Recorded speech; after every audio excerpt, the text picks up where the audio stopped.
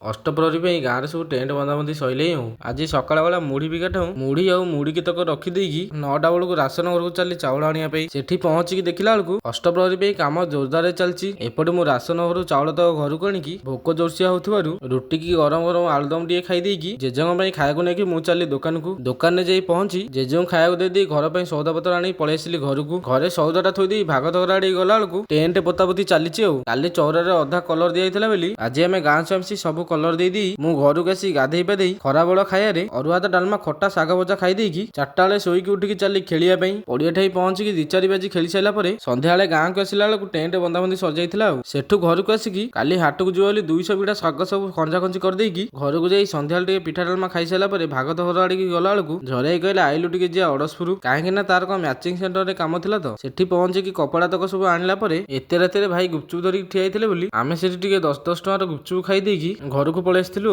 ଘରେ ଆସି ପହଞ୍ଚିଲା ବେଳକୁ କୋବି ତରକାରୀଟା ହେଇଥିଲା। ରାତିରେ ଗରମ ଗରମ ରୁଟି କି ତରକାରୀ ଖିଆ ହେଲା ଆଉ।